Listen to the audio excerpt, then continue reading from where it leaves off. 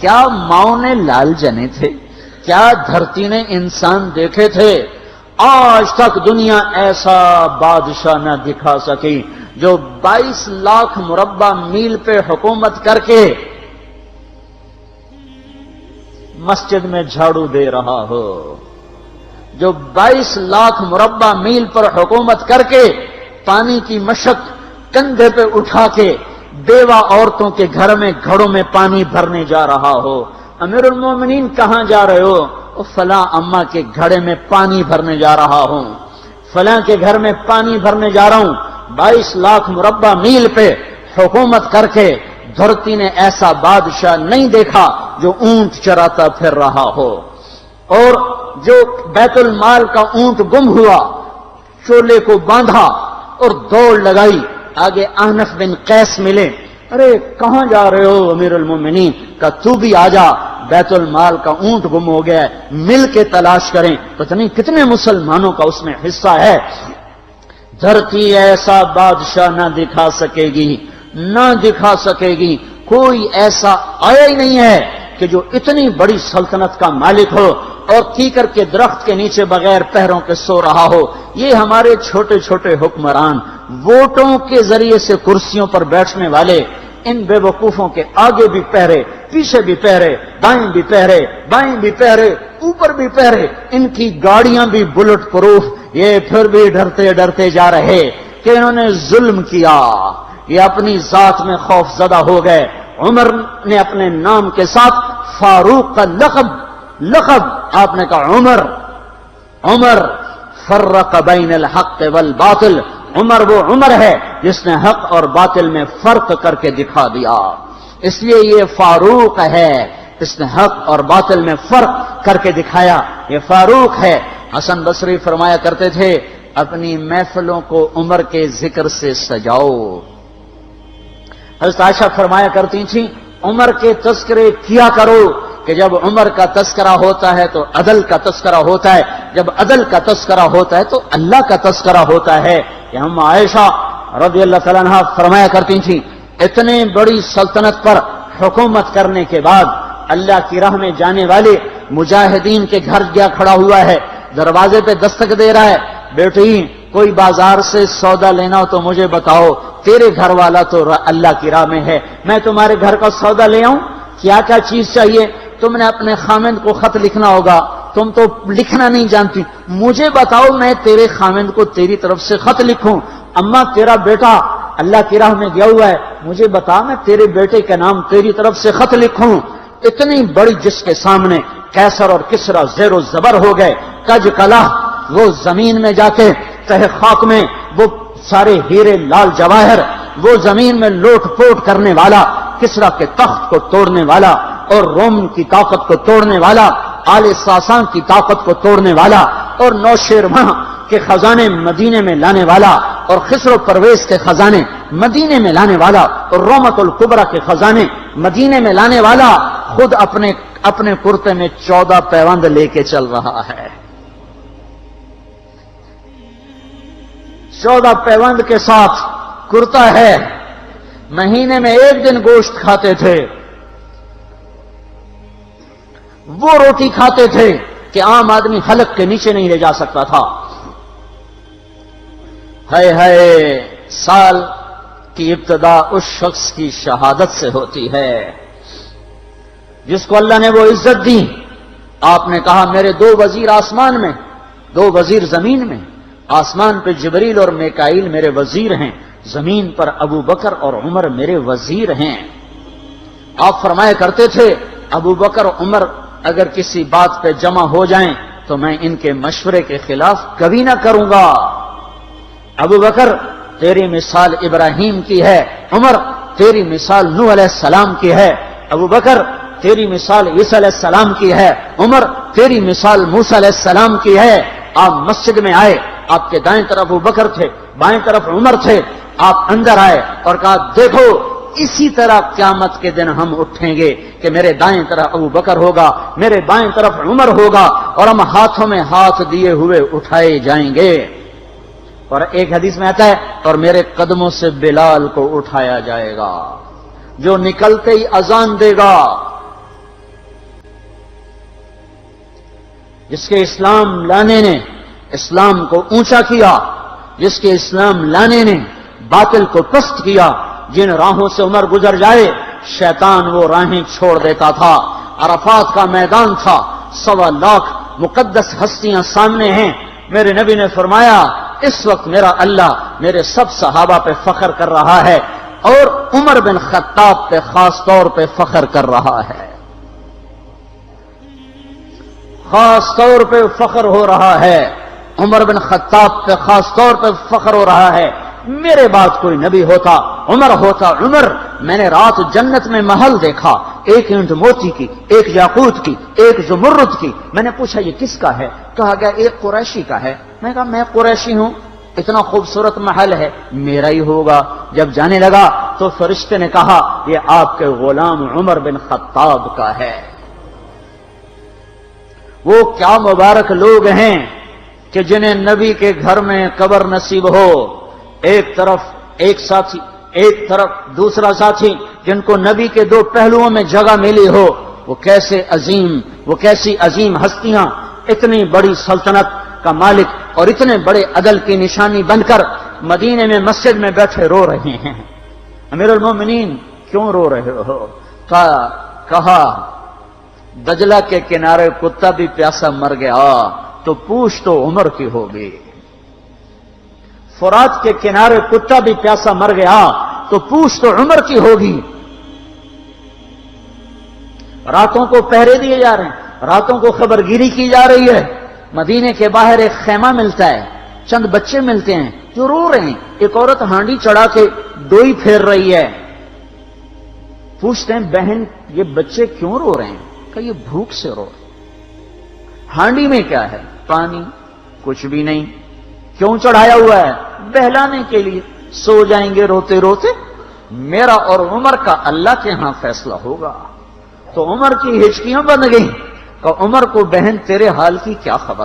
کہ پھر ہمارا بادشاہ کیوں بنا ہے؟ اگر ہمارے حال کی خبر نہیں لیتا تو ہمارا خلیفہ کیوں بنا ہے؟ پر لگ گئے، بیت المال سے سامان نکالا، بوری بھری، سر پہ اٹھائی، کمر پہ اٹھائی۔ غلام اسلم نے کہا میں اٹھاؤں؟ کہ قیامت کے دن بھی میرا وزن تو اٹھائے گا۔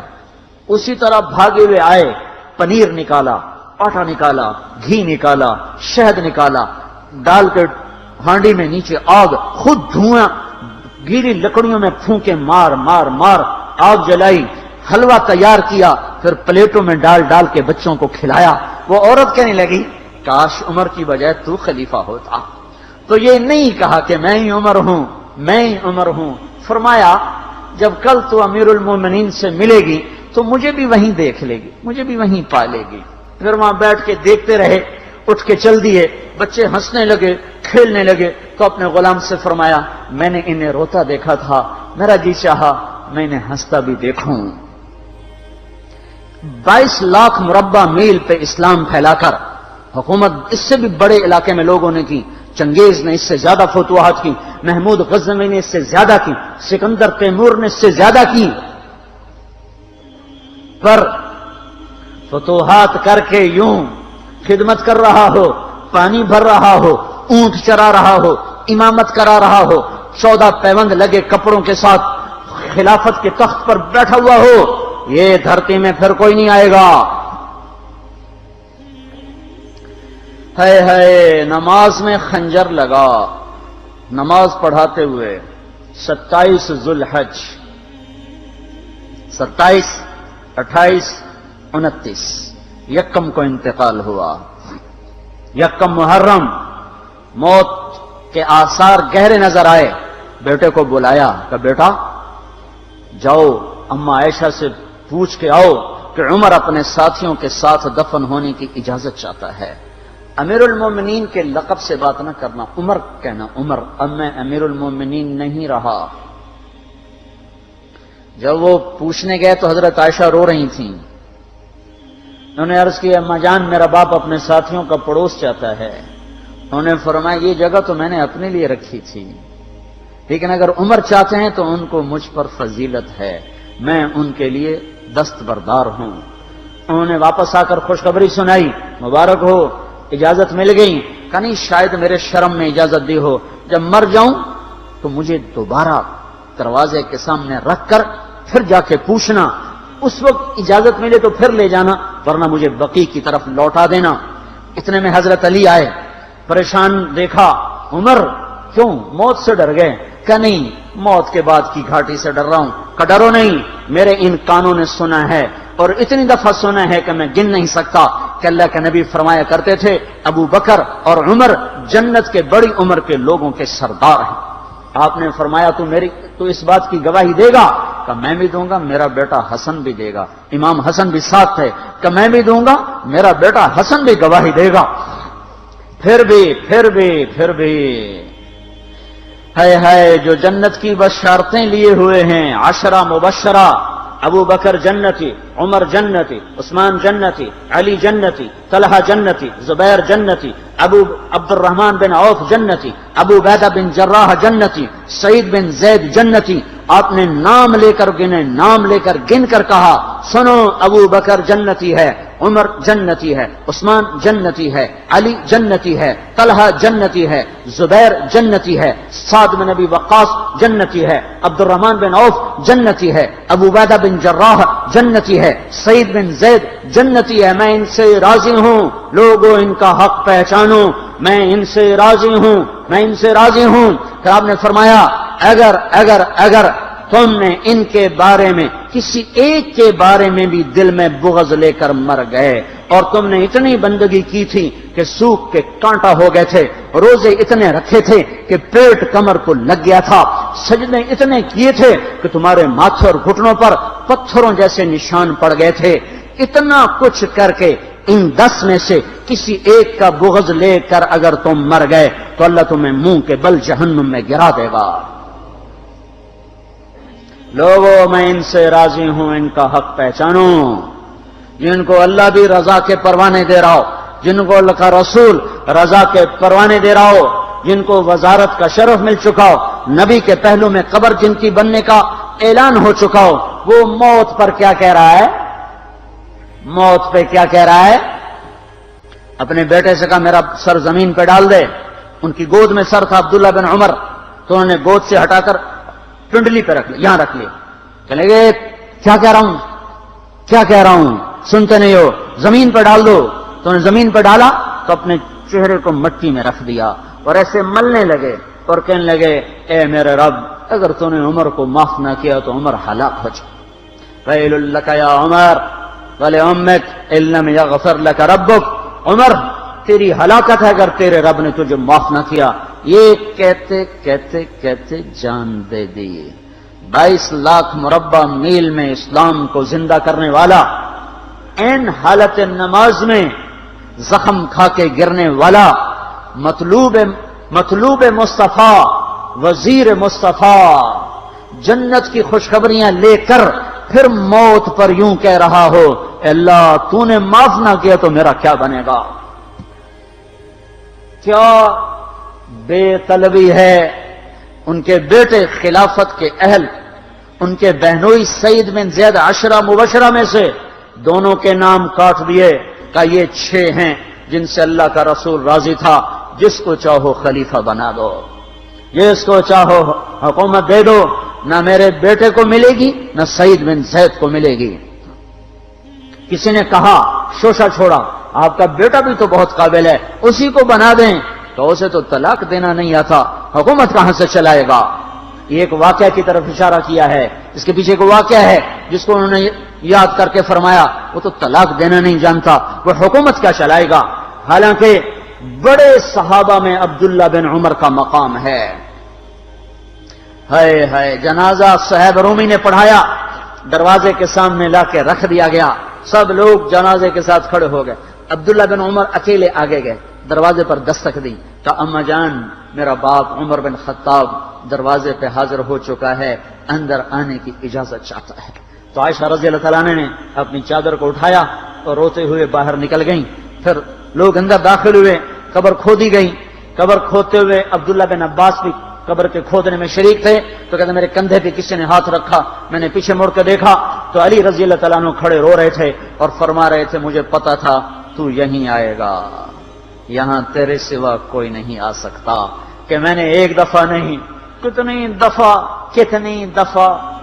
دفعہ میں نے اللہ کے نبی سے یہ بات کا تکرار سنا، میں ابو بکر اور عمر، اس کا اتنا تکرار سنا ہے میں نے کہ مجھے یقین تھا یہیں آئے گا، تو اور کہیں نہیں جا سکتا۔